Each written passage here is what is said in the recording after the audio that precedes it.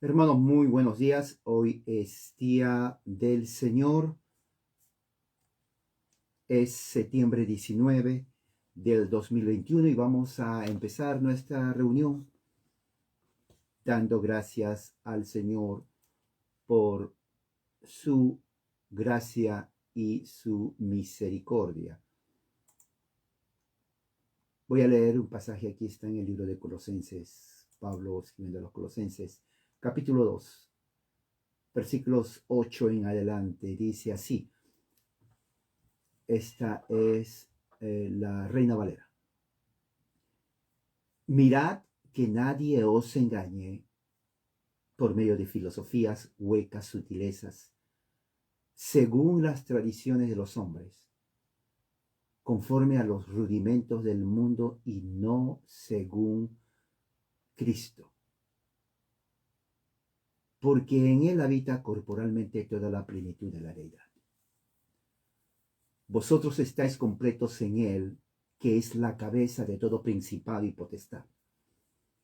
En él también fuisteis circuncidados con circuncisión no hecha a mano, al echar de vosotros el cuerpo pecaminoso carnal en la circuncisión de Cristo, sepultados con él en el bautismo, en el cual fuisteis también resucitados con él, mediante la fe en el poder de Dios que le levantó de los muertos.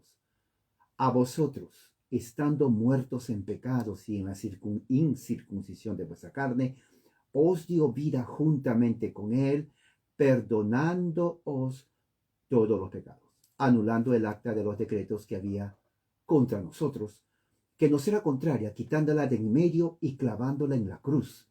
Despojando a los principados y las potestades, los exhibió públicamente, triunfando sobre ellos en la cruz.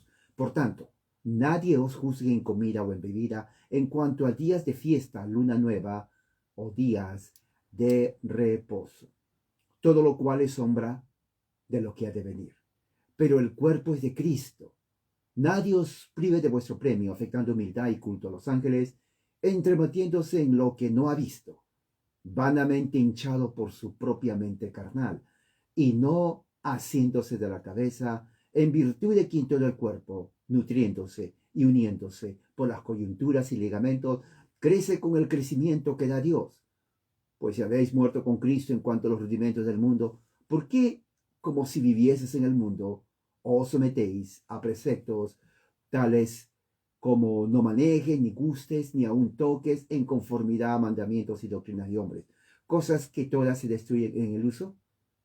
Tales cosas tienen, a la verdad, cierta reputación de sabiduría en culto voluntario, en humildad y en duro trato del cuerpo, pero no tienen ningún valor contra los apetitos de la carne. Bueno, vamos a empezar con una oración al Señor. Oremos, acompáñeme en una oración en este momento. Padre, gracias por tu amor y tu misericordia en esta mañana. Que tu gracia y tu amor sea siempre con nosotros. Que tu Santo Espíritu nos guíe a la tierra de rectitud y que tu palabra, Señor, alimente nuestra alma y espíritu a través de tu Espíritu Santo, que es poderoso. Confiamos en los méritos de Cristo, en su sacrificio en la cruz, y Él que está reinando allí contigo, sea la gloria y la honra por todos los siglos. Amén. Y en su nombre oramos. Amén. Muy bien, entonces vamos a abrir la Biblia en el libro de Hechos, capítulo 14. Empezamos con el capítulo 14 de Hechos.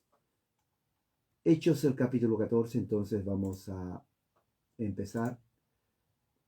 Seguimos nuestro viaje por el Asia Menor con Pablo. Vamos a acompañar a Pablo en sus viajes. Él está viajando y vamos a ver qué es lo que sucede ahora, porque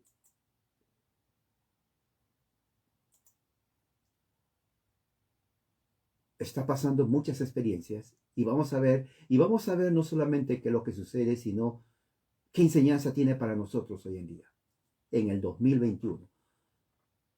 Tengo la Biblia versión de Reina Valera. Tengo también la Nueva Biblia Internacional. Y tengo la Nueva Biblia de las Américas, por si acaso.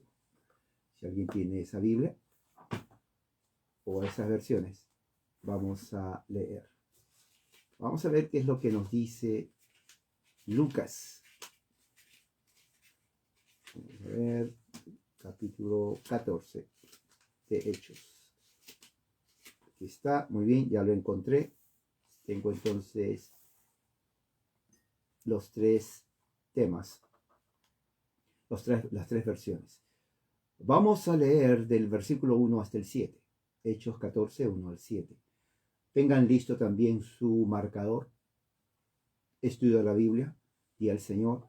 Quiero que ustedes sean activos, proactivos conmigo, escuchando y analizando y siguiendo detenidamente la palabra de Dios, lo que escribe Lucas. Dice así, voy a leer de la versión Nueva Biblia de las Américas. Dice, cuando Pablo y Bernabé entraron juntos a la sinagoga de los judíos en Iconio, hablaron de tal manera que creyó una gran multitud, tanto de judíos como de griegos. Pero los judíos que no creyeron, excitaron y llenaron de odio los ánimos de los gentiles contra los hermanos. Con todo, se detuvieron allí mucho tiempo hablando valientemente, confiados en el Señor que confirmaba la palabra de su gracia, concediendo que se hicieran señales, prodigios por medio de sus manos. Pero la gente de la ciudad estaba dividida, y unos estaban con los judíos y otros con los apóstoles. Cuando los gentiles y los judíos, con sus gobernantes, prepararon un atentado para maltratarlos y apedrearlos, los apóstoles se dieron cuenta de ello y huyeron a las ciudades de Licaonía, Listra, Derbe y sus alrededores. Y allí continuaron anunciando el Evangelio. Esto es palabra del Señor. Tremendo mensaje, tremenda narrativa de lo que Lucas nos está diciendo. Vamos a hacer un poco de contexto. Nos quedamos en el capítulo 13 de Hechos, en el versículo 48, cuando Pablo está en Antioquía de Pisidia, su primer viaje misionero en el Asia Menor. Versículo 48 dice que oyendo los gentiles lo que Pablo hablaba, dice que se regocijaban, glorificaban la palabra del Señor. Recuerde que primera vez que Pablo va a Asia, y los gentiles, que son los que no eran judíos de cualquier tribu, ellos cuando escucharon el mensaje del Evangelio de la boca de Pablo, para ellos fue un mensaje glorioso, porque nunca en su vida, nunca, absolutamente nunca en su vida habían escuchado el Evangelio. Entonces ellos se llenaron de gozo. Y estos gentiles, la pregunta es, ¿por qué estaban escuchando? Gentiles generalmente no les importa el Evangelio. Es que eran gentiles prosélitos, o sea, gentiles que estaban en la sinagoga, que les gustaba escuchar la ley de Moisés. O sea, Dios los estaba preparando el corazón. Entonces, cuando escuchan el Evangelio que predicaba Pablo, ellos dijeron, bueno, este está mejor que el mensaje del Antiguo Testamento. ¿Por qué?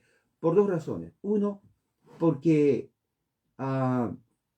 dentro de la religión judía, los que no eran judíos, obviamente, paganos y gentiles, por más simpatizantes que eran, no eran parte del pacto de Dios, de Abraham. Así lo consideraban. Estaban alejados. Y número dos, aunque sean participantes, ellos tenían que circuncidarse, porque eso es la marca para ser judío, circuncidarse de acuerdo a la ley.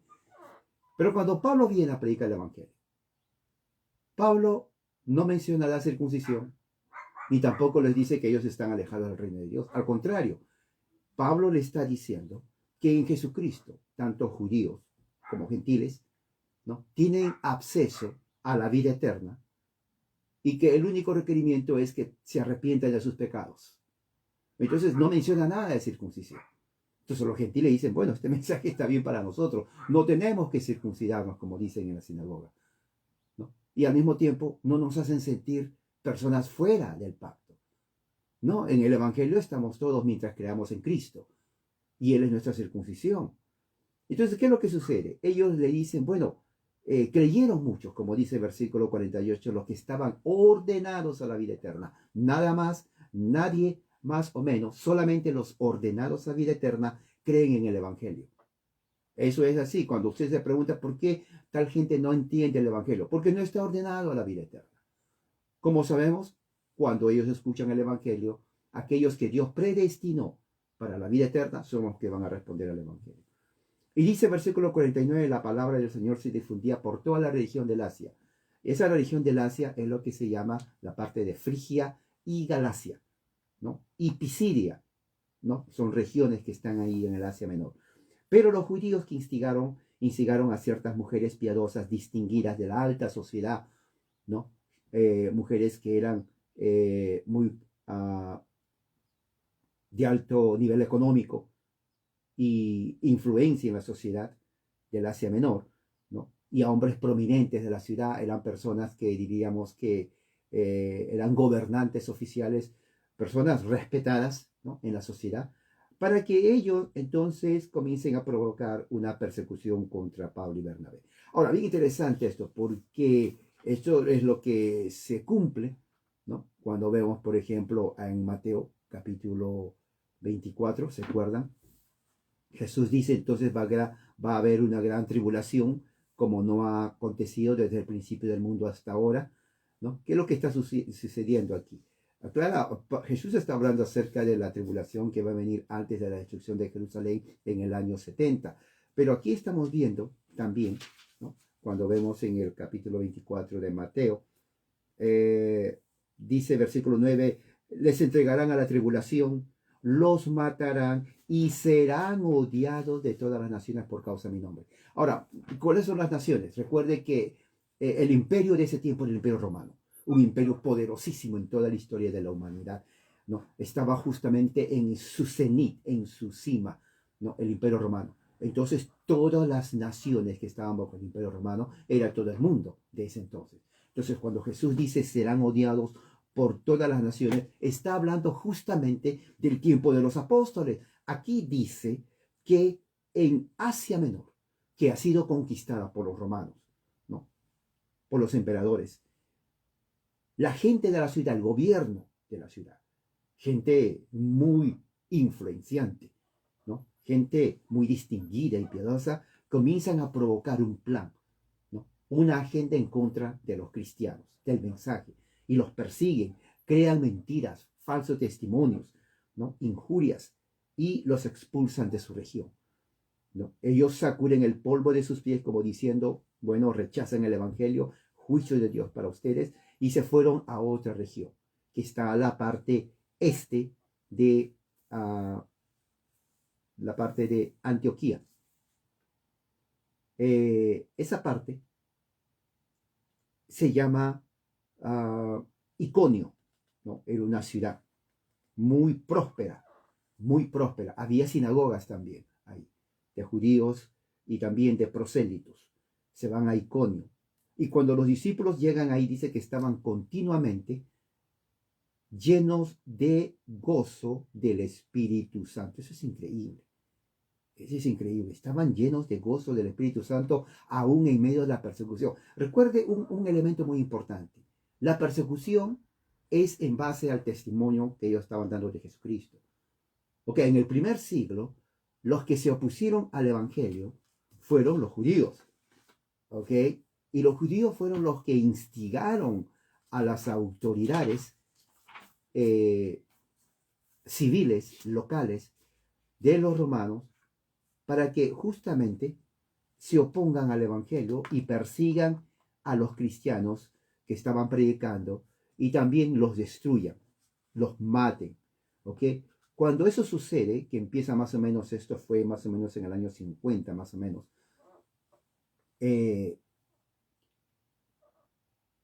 Juan el apóstol está mirando todo eso y recuerde que la persecución empieza con Nerón. ¿Saben quién es Nerón? ¿No? El gran emperador romano famosísimo, ¿no? Claro, no una fama buena porque el hombre tenía grandes problemas mentales, ¿no? El hombre tenía grandes problemas mentales, era esquizofrénico, ¿no? Era neurótico, ¿no? Era bipolar, ¿no? Tenía una psicosis increíble de persecución, ¿no? Y sufría de alucinaciones también. Sufría de alucinaciones.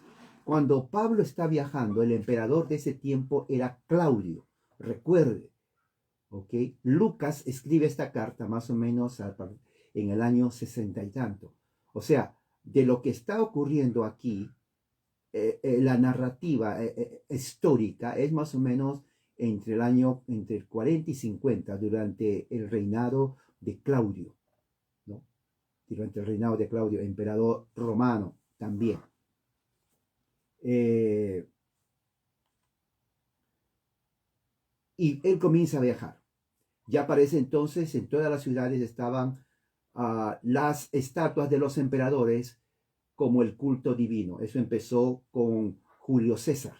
Luego siguió con Claudio, con Augusto César y con Tiberio César, toda la dinastía de los Césares, ¿no?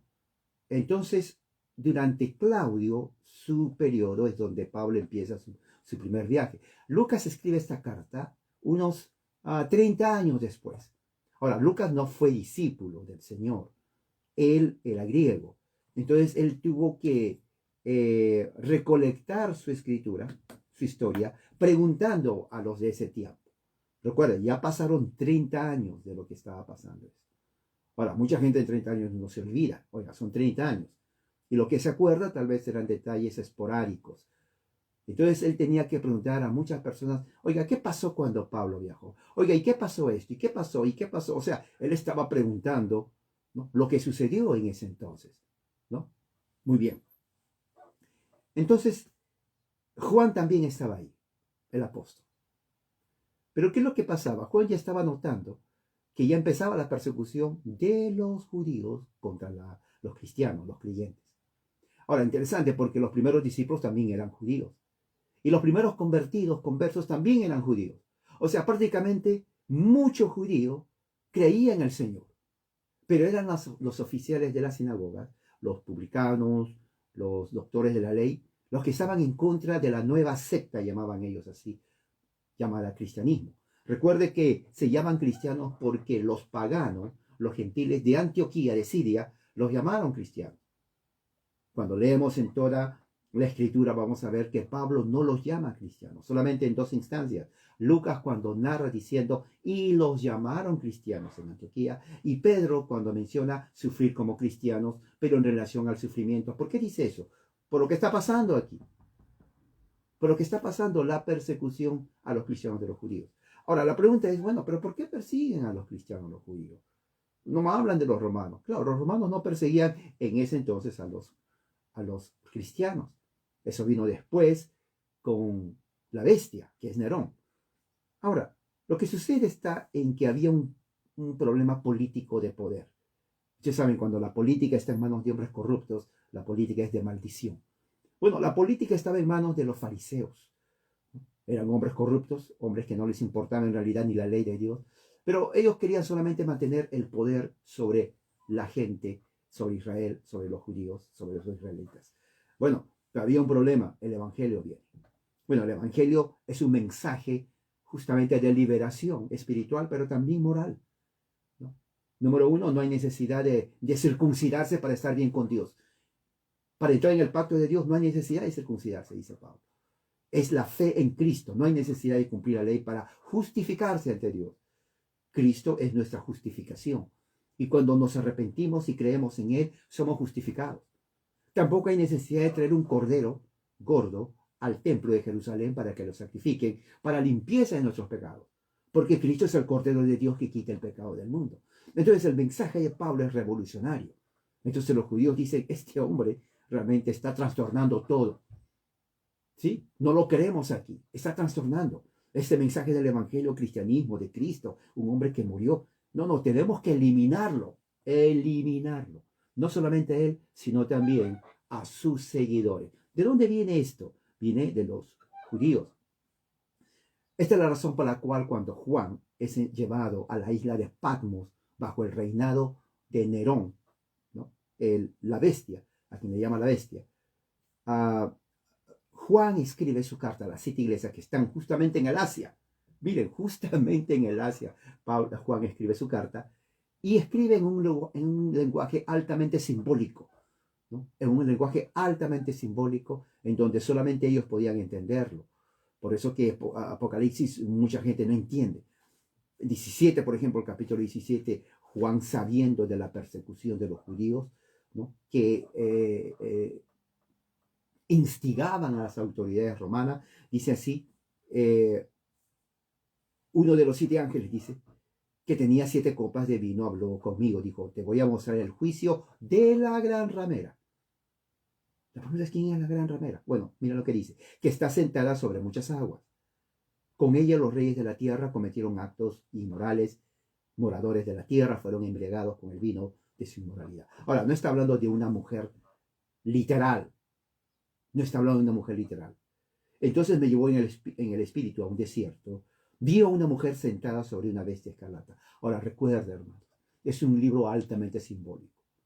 Okay. Él no se refiere a una mujer física total que está sentada sobre una bestia escarlata, llena de nombres blasfemos que tenía 7 cabezas, 10 cuernos. Okay. Alguien por ahí siempre me escribe de vez en cuando diciendo, hermano, ¿y cuándo va a venir la bestia con 7 cabezas?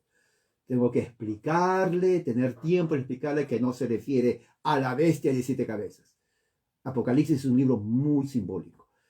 Y bueno, y dice, y la mujer estaba vestida de púrpura, escarlata, adornada de oro, piedras preciosas y perlas. Tenía en la mano una copa de oro de las abominaciones, de las inmundicias de su inmoralidad. Sobre su frente había un nombre escrito, Babilonia la grande, madre de las rameras, las abominaciones de la tierra. Vi una mujer, mira lo que dice, ebria de la sangre de los santos. Ahora, indudablemente no es literal porque ninguna mujer va a tomar y se va a emborrachar con la sangre de los santos. Eso no es posible. Entonces, obviamente, Juan está hablando un lenguaje altamente simbólico. Y dice, y de la sangre de los testigos de Jesús. Obviamente que no hay ninguna mujer, no existió, ni existe, ni existirá una mujer que se emborrache con la sangre de los testigos de Jesús. No. Al verla me asombré grandemente. Y el ángel me dijo, ¿qué te asombras? Yo te voy a decir el misterio de la mujer y de la bestia. Mire, la que tiene 7 cabezas y tiene 10 cuernos. La bestia que viste era y ya no existe. Está para subir del abismo y de la destrucción. Los moradores de la tierra, cuyos nombres no se han escrito en el libro de la vida, desde la fundación del mundo, Pablo utiliza el mismo lenguaje, se asombrarán al ver a la bestia que era y ya no existe, pero que vendrá. Aquí está en la mente que tiene sabiduría. Las 7 cabezas son 7 montes. 7 cabezas son 7 montes. Entonces ya estamos viendo que las 7 cabezas no son 7 cabezas, son 7 montes. Pero hay otra cosa más importante. Tampoco son 7 montes. ¿Por qué? Mira lo que dice. En esos 7 montes se sienta la mujer. Ahora, no es mujer, o sea, hermano, no es mujer literal, ¿ok? Si alguien dice, bueno, ¿dónde está la mujer? Que no lo veo. No es, porque tendría que ser una mujer gigantesca y no existe eso. También son 7 reyes. Oh, ¿se dan cuenta? No son 7 cabezas, no son 7 montes, son 7 reyes. Ok, eso es más viable para entender. 5 han caído. Oh, o sea que ya no existe. Uno es. O sea, cuando Juan escribe eso, 5 se fueron, uno de los 7 reyes todavía está presente. O sea, cuando Juan escribe, un rey de los 7 está presente. Y dice, el otro no ha venido, o sea, futuro. Y cuando venga es necesario que permanezca un poco de tiempo. La bestia que era y no existe es el 8º rey y es uno de los 7 y va a la destrucción. Los 10 cuernos que viste son 10 reyes de los 7 y va a la destrucción. Son 10 reyes que todavía no han recibido reino, pero que por una hora reciben autoridad como reyes de la bestia. Ahora, ¿de quién es esta? Ok, sí, nos explica, pero hasta ahora no nos dice quién es esta mujer ramera, madre de las rameras. un momento, ella no está diciendo quiénes son la bestia. 5 fueron, uno es y el otro no viene. Me pregunto quién sería. Rey habla de política. Política es gobierno. Gobierno, rey. ¿Quién era el rey en ese tiempo? No había rey, eran emperadores. Dentro del sistema político romano, ellos rechazaron la monarquía. O sea, los llaman reyes, pero no eran reyes, eran emperadores. Entonces, ¿quién es el emperador de ese tiempo? Porque ya pasaron 5 que fueron. Bueno, vamos a empezar. Dentro de Suetonio, que es un gran historiador romano, el primer emperador dentro de la República Romana es Julio César. Luego de Julio César viene Augusto César. Bueno, luego de Augusto César viene Tiberio César, donde nace Jesucristo. Luego de Tiberio César viene Calígula, ¿no? También loco, ¿no? Y luego de Calígula viene Claudio. Esos ya pasaron. Y dice, uno es. Bueno, ¿quién es el que viene después de Claudio? Nada más y nada menos que el famoso Nerón, a quien le llama la bestia. Ok, ¿qué tiene que ver eso? Bueno, la mujer escarlata, madre de las rameras, se sienta sobre ellos. ¿Y quién es esa mujer? ¿Quién es esa mujer? ¿Quién persigue a los cristianos? Los judíos. Jerusalén e Israel apóstata. Los fariseos, los saduceos, los doctores de la ley, todo el Sanedrín que se opone a Jesús es la bestia. Perdón, es la madre de las rameras. Y eso justamente es lo que vemos en Hechos capítulo 14, del 13 en adelante. Porque cuando entramos al versículo 1 del capítulo 14, dice, cuando Pablo y Bernabé entraron juntos en la sinagoga de los judíos, en Iconio, recuerda, Iconio está la parte que está ¿no? En la parte así que no hay mucho.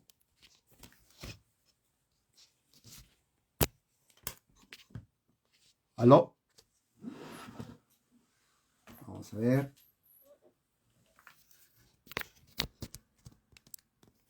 ¿Aló? Ahora sí, espero que ahora sí. Entonces, Iconio está en la parte este del Asia. Entonces, en la parte este del Asia es donde está Iconio. Dice que cuando entraron a Iconio, entraron a la sinagoga de los judíos.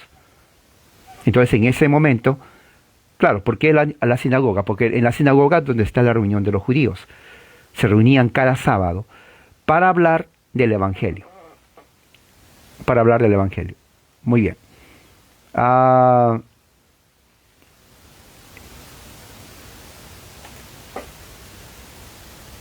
Fíjese la forma como dice, hablando de tal manera que creyó una gran multitud, tanto de judíos y de griegos.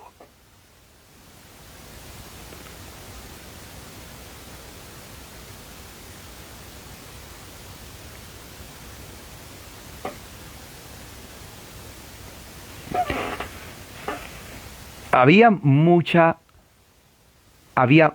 cantidad de multitud de judíos y griegos en Iconio. Parece que la fama de Pablo había llegado a esa parte del Asia. Entonces, la gente se reunió a escuchar. Eran ciudades vecinas. Toda esa parte Pablo va y viaja. Y habían sinagogas en cada ciudad. Es más, parece que inclusive muchos creyentes le seguían a Pablo de ciudad en ciudad. Porque querían escuchar el mensaje. Entonces, la multitud que estaba ahí, más los que le seguían, que era una combinación de judíos y griegos. Muchos de estos griegos también había una combinación entre prosélitos, piadosos y griegos simpatizantes, pero que les gustaba escuchar el Evangelio. Pablo hablaba de tal manera que dice aquí que no solamente a ellos les gustaba escuchar el Evangelio, sino que creyeron en el Evangelio. Ahora, imagínense, los líderes de la ciudad ven a una persona extranjera y lo primero que sucede es que todos los de la ciudad van detrás de él por el mensaje que predica. Pero había un problema. El problema era la oposición. Y fíjese que siempre sucede oposición en todo aspecto, ya sea en religión y en política. Cuando usted tiene una posición política van a haber personas que se oponen a su ideología. Cuando usted tiene una posición religiosa va a haber gente que se opone. Y eso es así, eso siempre ha sido así. En otras palabras, no es que hoy recién es así. No, siempre ha sido así. En toda la historia de la humanidad, el desarrollo de la humanidad, de las sociedades, cuando usted estudia las civilizaciones va a ver que siempre hubo oposiciones. En este caso estamos viendo una oposición religiosa y política. Por eso que la religión va de mano con la política. O sea, es imposible, ¿no? Para aquellos que dicen, bueno, ¿sabes qué? No traigas religión a la política porque son cosas separadas. Si traes religión, no tiene nada que ver uno con otro. Eso es falso. Tenemos más de 6.000 años de civilización humana, 6.000 años de civilización humana, y muchos sabios, entre comillas, siempre han querido dejar la religión fuera para dedicarse solamente a la política de una forma, según ellos, neutral, cuando es falso, porque la política se basa en valores, y los valores es algo subjetivo, no se mira un valor. Por ejemplo, la justicia, no sabemos de qué color es la justicia, cuánto pesa, pero sin justicia no se puede gobernar. Ahora, depende también qué es justicia para ti y qué es para mí. Para muchos justicia, por ejemplo, es si alguien comete un robo, cortarle las manos. Para otro dice, eso no es justicia, eso es barbarie. Justicia es, si roba, bueno, que restituya lo que robó. ¿Se dan cuenta? Diferente clase de entender cómo es la justicia. Entonces, inclusive el hecho de decir, hay que haber justicia, la pregunta que tiene que seguir aquel que dice, yo creo en la justicia, es decir, ¿qué clase de justicia? Un ejemplo claro, para que se den cuenta, para que no caigan en la trampa, para saber analizar. Palabras importan mucho en un diálogo. El concepto de palabras. Podemos decir la misma palabra, pero usted piensa diferente a mí en cuestión del concepto. Hablando de justicia, muchos dicen, posmodernistas, es justo que un niño está a cargo de 2 personas adultas. Están redefiniendo. No importa que sean hombre o mujer, con tal que sean adultas y se quieran esas 2 personas, ellos pueden hacerse cargo del niño. Si son hombre con hombre que se quieren, pueden hacerse cargo del niño. Si son mujer que se quieren, pueden hacerse cargo del niño. Eso es justo. Pero para el cristiano su cosmovisión dice, estoy en parte sí, en parte no. Parte sí que sí. Personas adultas tienen que hacerse cargo del niño. Pero no porque no pueden ser del mismo sexo. Tiene que ser hombre, tiene que ser mujer, es la creación. Y no solamente personas, tiene que ser el padre y la madre. Porque partimos de nuestra cosmovisión cristiana bíblica. El otro parte de su cosmovisión humanista. Entonces, aunque hablamos de justicia, estamos totalmente en oposición radical. No nos vamos a entender, por más que decimos justicia. ¿Se entiende? Entonces, dentro de cuando Pablo predicaba esto a Asia, ellos nunca escucharon el Evangelio. Entonces, judíos que escuchaban el Evangelio y que querían estar en el poder, estaban en contra de Pablo. Porque, imagínense, todos los judíos se hacen cristianos, ¿para qué van a servir entonces los fariseos? Para nada. Se quedan sin gente. Entonces dijeron, no, a este no le queremos, hay que sacarlo, porque la gente está, detrás de él. Lo mismo que dijeron de Jesús. Por eso Juan dice en su carta, Apocalipsis 17, ¿no?, que la gran ramera, Jerusalén apóstata, se sienta sobre los reyes de la tierra, Roma y los gobernantes civiles, para hacer guerra a los santos, a los creyentes, testigos de Jesús. Y aquí está. Aquí es justamente lo que está. Es más, hasta el mismo Lucas lo dice en el capítulo 21, versículo, me parece que es 20, o déjeme ver, no, ahí no es.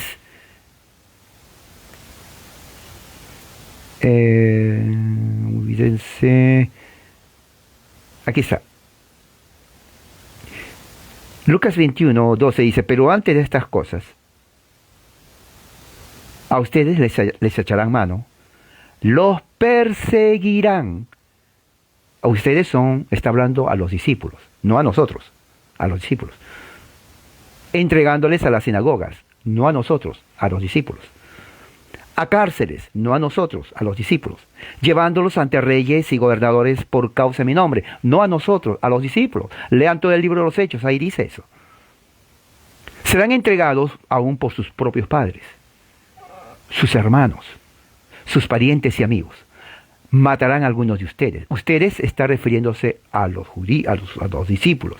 Ahora, uno puede decir, bueno, pero eso ha pasado siempre aparte. Sí, aplicación para nosotros. Pero cuando Jesús habla, está hablando a los discípulos. Porque eso sigue hasta el momento del año 70, cuando Jerusalén es destruida por los gentiles. ¿Quiénes son los gentiles? Los romanos. Los romanos. Entonces, los judíos, la gran ramera, habla con la bestia, ¿no? Gobernadores civiles de Roma, para oponerse contra los cristianos. Se cumple exactamente, por eso Juan habla así en ese lenguaje simbólico, Apocalipsis capítulo 17.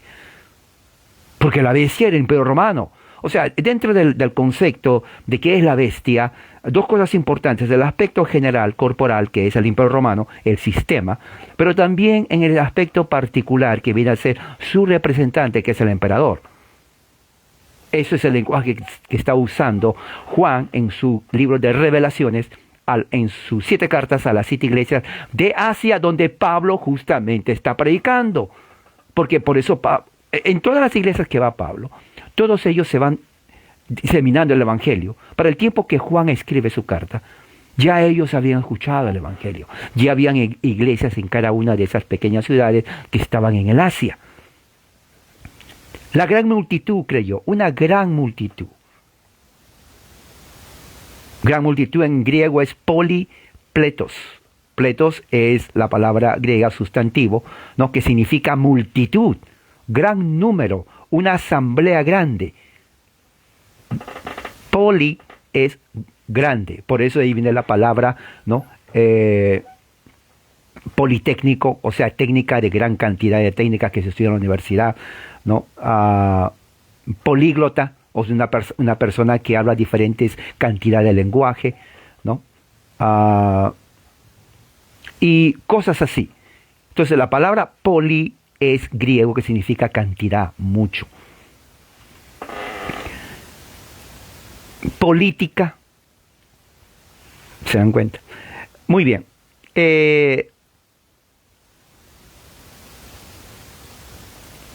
Muchos creyeron, judíos y griegos. La iglesia va creciendo. Por eso cuando Pablo habla en el libro de Romanos, en el capítulo 1, ¿no? Versículo 8. ¿Qué es lo que dice Pablo en Romanos 1:8? En primer lugar, doy gracias a mi Dios por medio de Jesucristo, por ustedes. Ahora, mira lo que dice. Porque por todo el mundo se habla de su fe. Ahora, por todo el mundo. Oiga, ¿cómo es eso? O sea, ya están en China, están en India, vienen aquí a las Américas. O sea, no. Pablo, cuando dice todo el mundo, se refiere a todo el mundo del Imperio Romano. ¿Se acuerdan que Jesús dijo, y será predicado este evangelio y vendrá el fin? Para el año 70, todo Asia, todas las provincias del Imperio Romano, incluyendo Gran Bretaña, ¿no? Que hubo una campaña para ir a las islas británicas, ¿no? Por los emperadores romanos antes del año 70, ¿no? un imperio grandísimo, norte de África, España, ¿no? O sea, el imperio romano avanzó de una forma extraordinaria, era una máquina de guerra y de sangre, era imparable el imperio romano.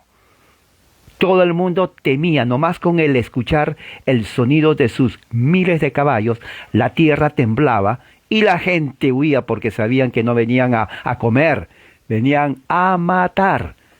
Y créame, mataban. Así avanzó el imperio romano. Para el tiempo que muere Nerón, estamos hablando del año 68 o 69, parece algo por ahí. Ya todo el imperio romano fue lleno del evangelio. Todo. O sea, Jesús murió en el año 30 y tanto, año 60, como 40 años. ¿Se acuerda que lo dijo Jesús? Todo esto va a pasar en una generación. Una generación son 40 años. Entonces, por eso cuando Pablo habla y escribe a los romanos, dice, el evangelio se ha ido a todo el mundo. Y dice, vendrá el fin. ¿Cuál fin? Bueno, el fin de la era del antiguo pacto, cuando Tito entra en Jerusalén y destruye por completo. Les recomiendo, hermanos, que lean la destrucción de Jerusalén por el general Tito. Es increíble, usted va a ir a entender a lo que se refería Jesús. Es increíble. A mí me fascina la historia de Roma. Especialmente a partir de Julio César hasta Vespasiano, inclusive después, pero el periodo de Julio César hasta Vespasiano es algo increíble. Increíble porque justo en ese periodo es donde se desarrolla todo el cristianismo. Usted no va a entender la Biblia. Usted no va a entender Apocalipsis, Mateo, Lucas, Juan, ni siquiera el libro de los Hechos, si no entiende el contexto cultural político en donde se desarrolla todo eso. Porque ellos están viviendo bajo el imperio romano y todo lo que ellos usan, las palabras, el concepto. Pablo, por ejemplo, cuando dice pónganse la armadura de Dios, no está poniéndose, no se refiere al uniforme del ejército de Chile, se está refiriéndose a la armadura de los romanos. Entonces, si uno entiende todo ese contexto político, económico, social, la cultura, el lenguaje, los valores, la comida y todo cómo pensaban del mundo, entonces uno va a entender mejor lo que significa y lo que estamos viendo aquí. Entonces, versículo 2, los judíos que no creyeron excitaron, llenaron de odio. Ahora, fíjese la palabra odio, ¿no? Dice, llenaron de odio. Ahora, interesante porque cuando dice llenaron las mentes de los gentiles, de odio, viene de la palabra griega ekakosan, con K, las dos, E-K-A-K-O-S-A-N. Es un verbo, ¿no?, que significa afligir, amargar, hacer a una persona que se enoje feo, ¿no? Viene de dos palabras griegas, kakos, que significa causar daño, figurativamente exasperar. Es una palabra que utiliza Lucas. O sea, ¿qué es lo que estaba pasando? Que los judíos, ¿no?, que no creyeron, que estaban en contra, que son parte de la gran ramera, porque ellos son así lo dice Juan, hicieron que la gente, ¿no?, se llenara de odio, de enojo, que se amarguen totalmente. Era como que les provocaron a la gente, instigaron a que la gente odie a los cristianos, al punto que, ¿no?, en la mente de ellos, ¿no?, decían, lo querían hasta eliminar a los cristianos. ¿Se imagina? Y, o sea, la opinión pública estaba siendo manipulada por los medios controlados de mala comunicación que eran los fariseos. Hoy en día tenemos la internet. Es más, hoy día hasta se ve inclusive la internet. Por ejemplo, si hay un gobernante político bueno, que tiene ideas buenas, sus enemigos van a utilizar la misma actitud que hicieron los fariseos. Instigar a la gente en contra de esa persona para que lo odien y no voten por él o denigren su conducta, levantando falsos testimonios, injurias a un nivel personal. Eso es lo que hicieron contra los cristianos, los judíos que negaban la fe cristiana. ¿Se imagina lo que estaba pasando? Eso sucede en política y eso sucede en religión. Eso sucede en política y en religión. Comunistas, izquierdistas son campeones en envenenar la mente de la gente. Porque la palabra ekakosan se puede traducir como envenenar. Envenenar. De ahí viene la palabra lavado cerebral. Una persona que se le ha lavado la mente es una persona que no piensa detenidamente, analiza, pero está siendo envenenada a través de los bombardeos de ideas totalmente falsas. Generalmente se apela a la emoción. Cuando se apela a la emoción, uno reacciona. ¿No es cierto? Porque es emotivo. Si ponen, por ejemplo, una foto de un niño muriéndose de hambre, oiga, están apelando a su emoción. No tienen que decirle a usted un argumento de 50 páginas. Solamente la foto va a ocasionar en usted una reacción de emoción.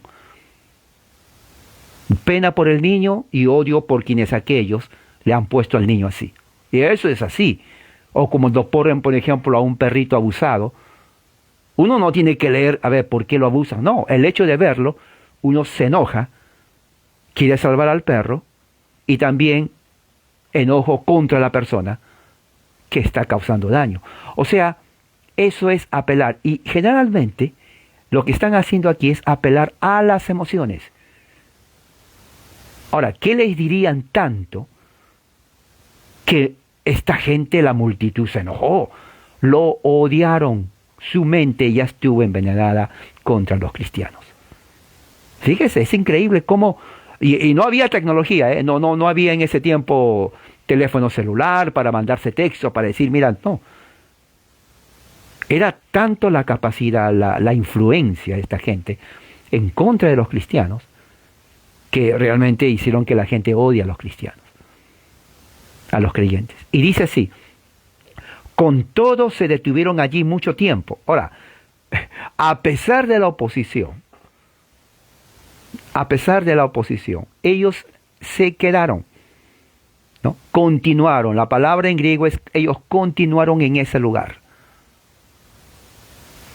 Permanecieron en ese lugar. Mucho tiempo. No nos dice cuánto tiempo. Y hablaban, dice, como dice aquí, vehementemente. La palabra vehementemente viene de la palabra griega paresiasomenoi, que es una palabra, es un verbo participio medio, ¿no? Que quiere decir hablaban con confidencia, hablaban con libertad, hablaban con valentía. Valentía, confidencia y libertad. Ahora va a decir, pero ¿cómo con libertad si estaban siendo perseguidos? Exacto, porque si se dan cuenta, eso me he dado cuenta, cuando Pablo iba a la ciudad, él sabía que iba a ser perseguido. Es más, fue perseguido, fue golpeado, y muchos de los golpes que sufrió físicamente por los judíos le causó la muerte, que su cuerpo físico se decaiga. Pero a pesar de eso, Pablo nunca dijo, no quiero ir allá. Él fue y se expuso ante los peligros y el odio y la persecución de los judíos. Y dice que hablaba especialmente con valentía, libremente, ¿no? Confiados en el Señor, que confirmaba la palabra de su gracia, ¿no? La palabra de su gracia, caritos, logo. ¿Qué significa palabra de su gracia? Palabra de su gracia significa el Evangelio. O sea, el Evangelio, Pablo lo llama la palabra de la gracia del Señor. Ellos se quedaron allí hablando con convicción en el Señor. Jesucristo confirmaba la palabra, o sea, el Evangelio, concediendo, o sea, dándoles a ellos, ¿no?, que se hicieran señales, ¿no? Que se hicieran señales viene de la palabra terata. Terata es una palabra en griego que significa portento, maravillas que están más allá de lo natural.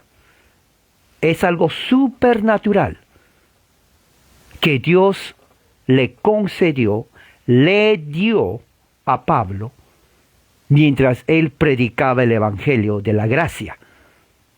Dios confirmaba el ministerio de Pablo con portentos, con maravillas, con señales delante de la gente de Asia.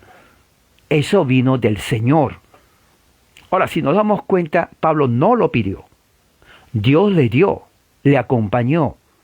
Dice a través diaton kerion auton. ¿Qué significa diaton kerion auton? Significa a través de las manos de ellos.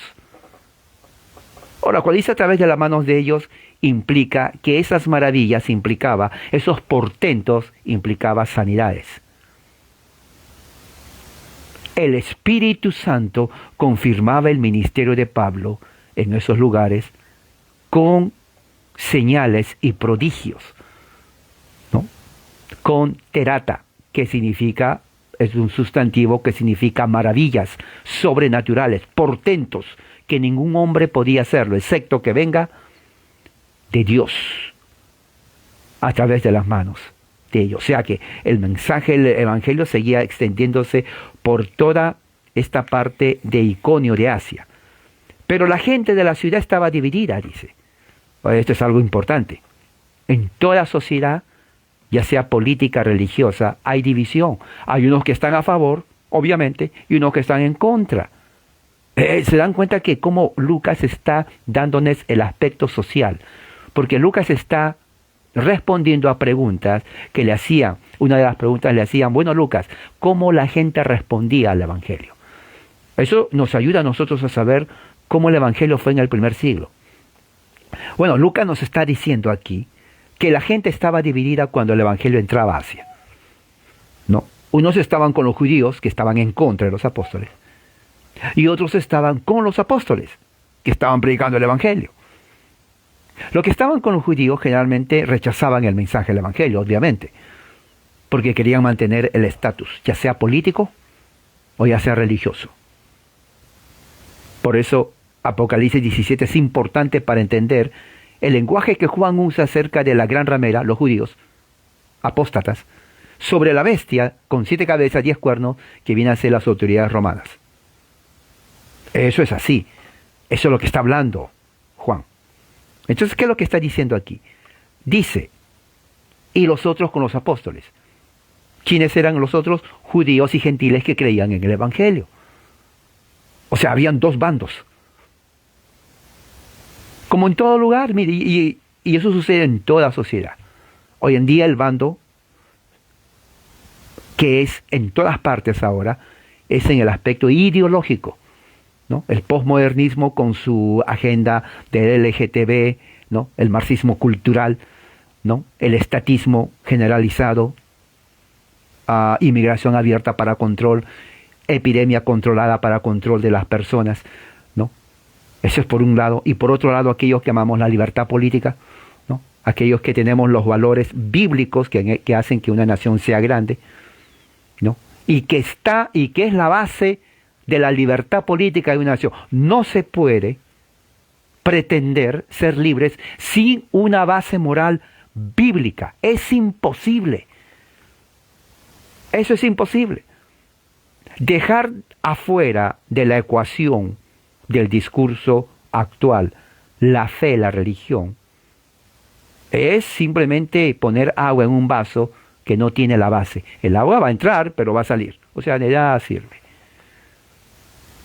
La religión viene a ser el fundamento de las ideas de justicia, libertad, seguridad, prosperidad, etcétera, etcétera, etcétera.